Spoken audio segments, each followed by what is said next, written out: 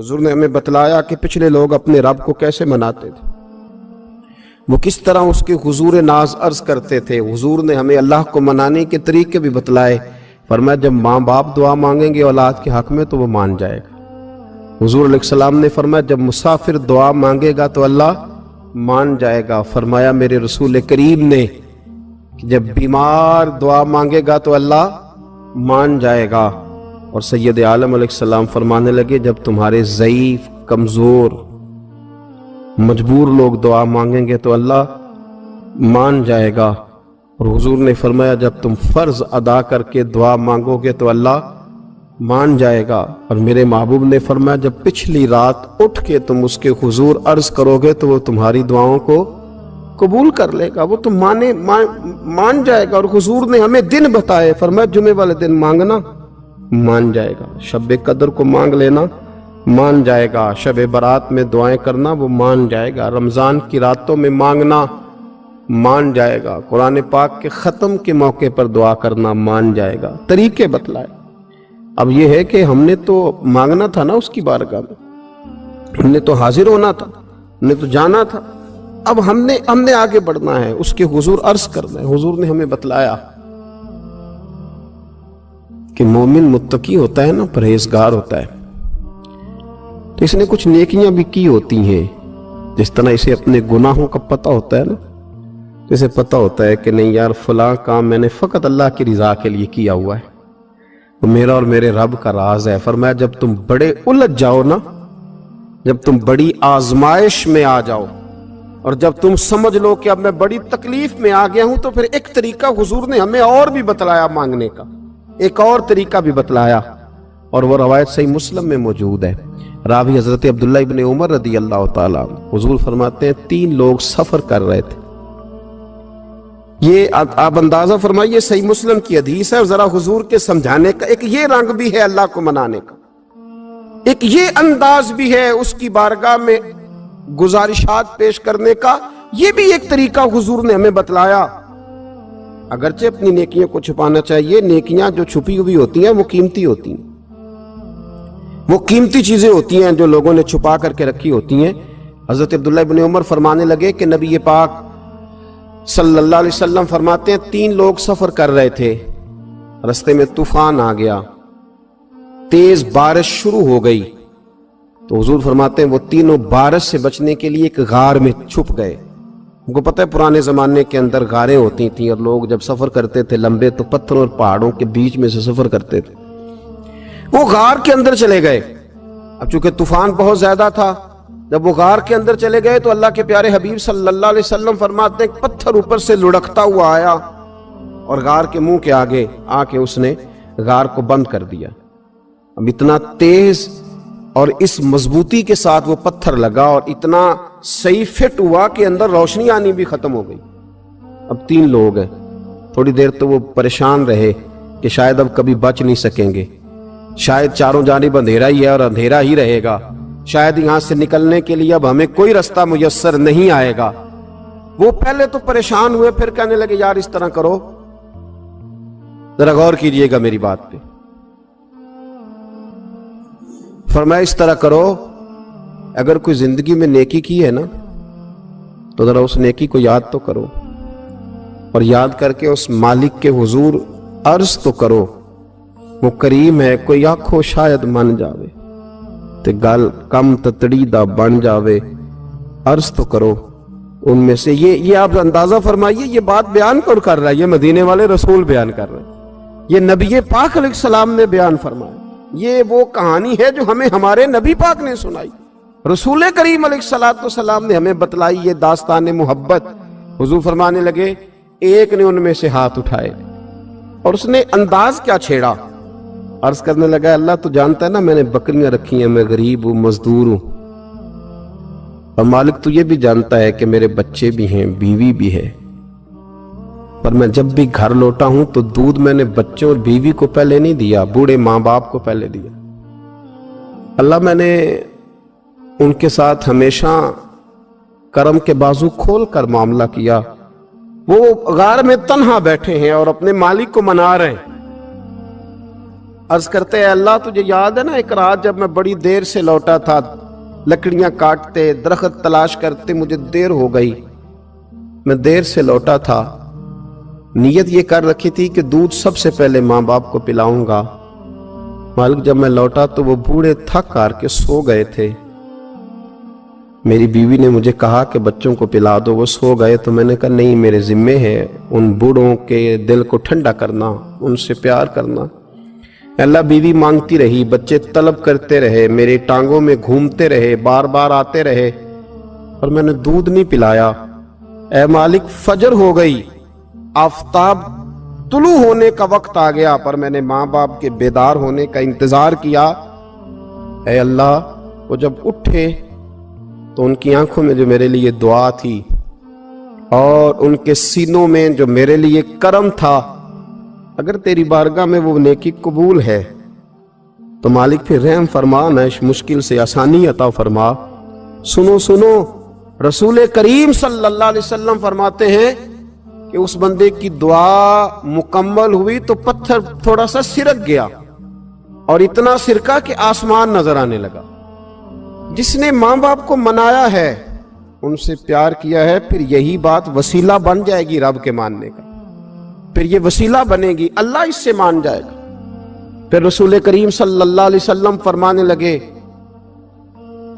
دوسرا بولا اور عرض کرنے لگا کہ اے اللہ تو جانتا ہے مجھے اپنے چچا کی بیٹی بھانے لگی تھی، میں اس کی طرف رغبت کرنے لگا تھا، اور میں نے جب اس سے جا کے ارادہ کیا کہ میں تیرا طالب ہوں، تو اس نے مجھے کہا کہ پہلے 100 دینار لاؤ۔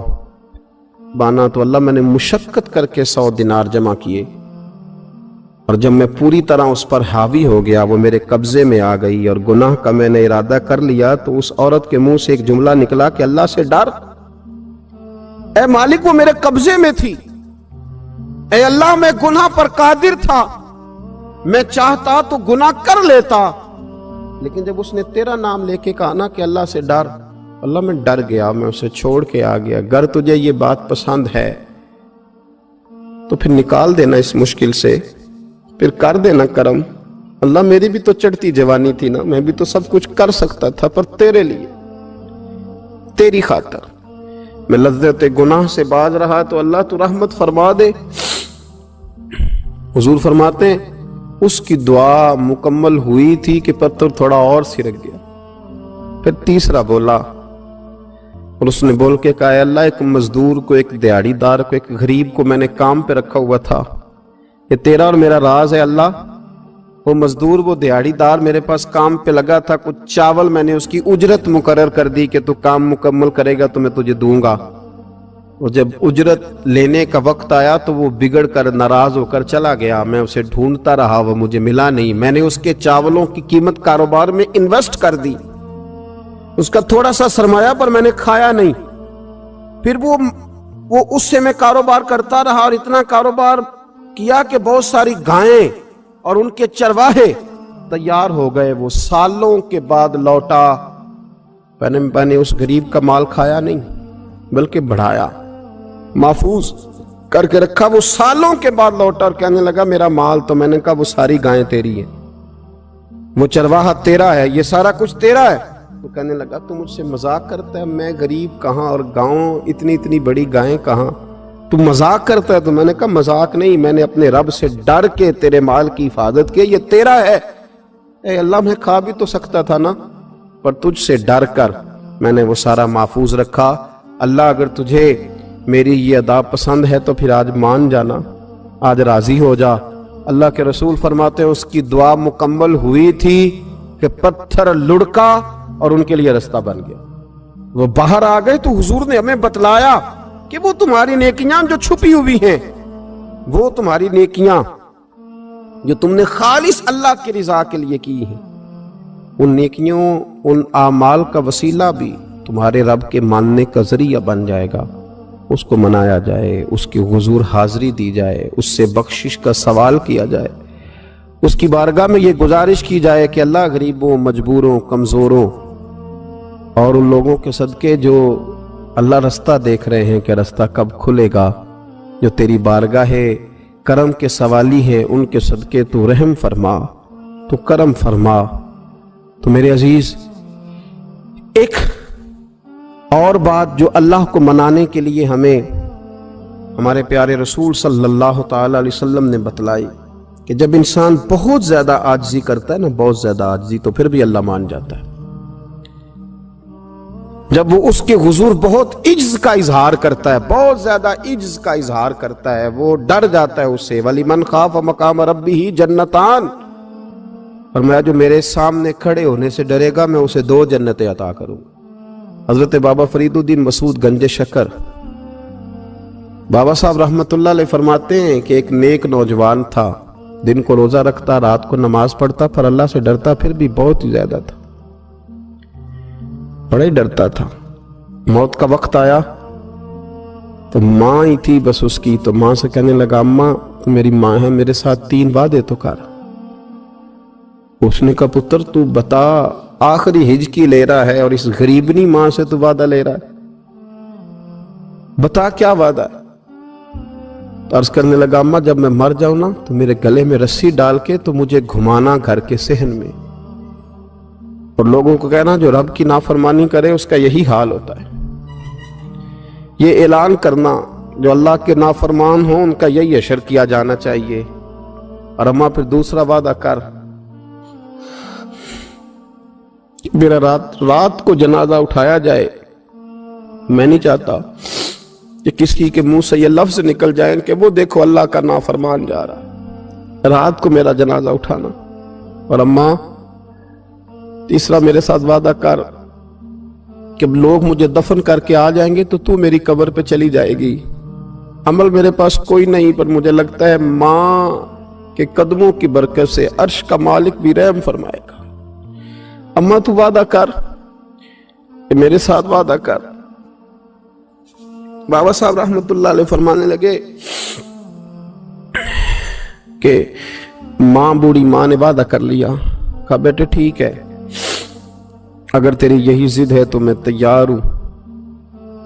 پھر اس نے کلمہ شہادت پڑھا، اس نوجوان کی روح پرواز کر گئی، بوڑھی ماں نے رسی منگائی تو وَلِمَنْ خَافَ مَقَامَ رَبِّهِ جَنَّتَانِ، جو ڈر جائے، اس نے تو کہا تھا نا کہ رسی ڈال کے گھمانا اور کہنا یہ اللہ کا نافرمان ہے، اس کا یہی اشر ہونا چاہیے تھا۔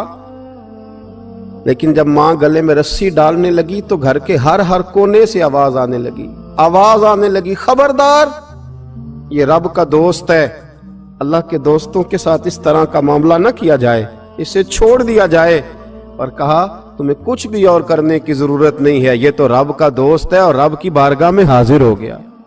کچھ کوئی بندہ کہے گا کہ یہ تو ایک بابا فرید کا سنایا ہوا واقعہ ہے، سنیے، بخاری میں حدیث ہے، نبی پاک صلی اللہ علیہ وسلم نے فرمایا، حضرت ابو ہریرہ رضی اللہ تعالیٰ عنہ راوی ہیں، حضور فرماتے ایک شخص مرنے لگا تو اپنے بچوں سے کہنے لگا کہ میں جب مر جاؤں تو مجھے جلا دینا، اور پھر میرے جلے ہوئے وجود کو پیس دینا، پھر مجھے ہوا میں اڑا دینا۔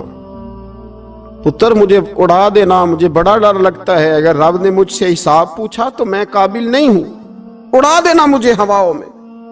اگر اس نے مجھ سے عذاب لیا تو حساب لیا تو بڑا سخت حساب لے گا۔ حضور فرماتے ہیں، بخاری میں موجود ہے، اس کے بچوں نے اسی طرح کیا، اس کے مرنے کے بعد اسے جلایا، ہوا میں اڑا دیا۔ اللہ کے محبوب فرماتے ہیں رب کریم نے حکم دیا زمین کو کہ اس کے ذرات کو جمع کرو، زمین نے ذرے جمع کیے، خدا نے حکم دیا تو اس کا وجود پھر سے اسی شکل میں آیا۔ تو رب کریم نے فرمایا یہ جو تو نے وصیت کی تو کیوں کی؟ اللہ جانتا ہے کہ نہیں جانتا؟ یہ کی تو کیوں کی؟ تو رو پڑا، کہنے لگا اللہ میرے اندر تو طاقت نہیں تھی تیرے سامنے کھڑا ہو کے حساب دے سکوں، تجھے منانے کے لیے تیرے خوف سے ڈر گیا، میں ڈر گیا۔ اگرچہ ہمارے بزرگوں نے لکھا ہے کہ آج یہ وصیت کرنا، اس رنگ میں یہ طرز اختیار کرنا درست نہیں، لیکن آپ غور فرمائیے کہ نبی پاک علیہ السلام فرماتے ہیں جب اس نے کہا نا اللہ تجھ سے ڈر کے یہ کیا، تو رب کریم نے فرمایا جا پھر میں نے تیری مغفرت کر دی، کیونکہ اللہ کو پتا تھا یہ دل سے بات کر رہا ہے۔ ایک چوتھی بات میرے رسول پاک علیہ السلام نے فرمایا کہ جب رب نہ مانے تو پھر وہ کمزوروں کے صدقے مان جاتا ہے۔ پھر وہ ضعیفوں کے صدقے مان جاتا ہے۔ فرمایا اللہ تم سے بارشیں روکنا چاہتا ہے، پر تمہارے ضعیفوں، کمزوروں، غریبوں کے صدقے، مجبوروں کے صدقے وہ تم پر بارشیں برساتا ہے۔ حضور فرماتے ہیں رب اشغاذا اغبر لو اقسم علی اللہ لا برا۔ کچھ ایسے لوگ ہوتے ہیں کہ ان کے بالوں میں خاک پڑی ہوتی ہے، چہروں پہ مٹی الجھے ہوئے ہوتے ہیں، لیکن اگر وہ اللہ پہ قسم کھا لیں تو اللہ ان کی قسم بھی پوری کر دیتا ہے۔